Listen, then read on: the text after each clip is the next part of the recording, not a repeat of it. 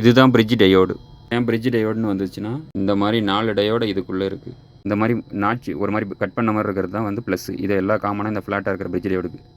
Okay, இந்த மாதிரி first வந்து ப்ளஸ்ன்னு போட்டிருக்கு பாருங்கள், இதுதான் ப்ளஸ்ஸு.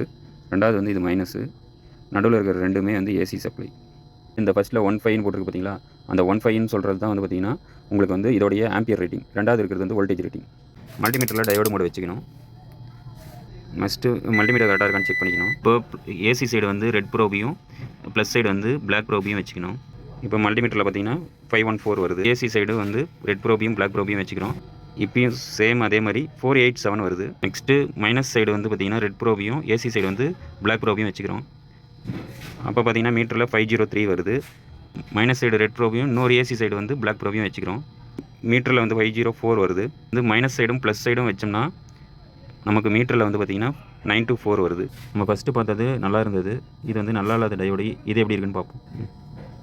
இப்போ இதில் வச்சோம்னா பஸ்ஸர் சவுண்டு கேட்குது. மீட்டரில் பார்த்திங்கன்னா நமக்கு வந்து வேல்யூ வந்து 003. இது அப்போ ஷார்ட் ஆகிருக்கு.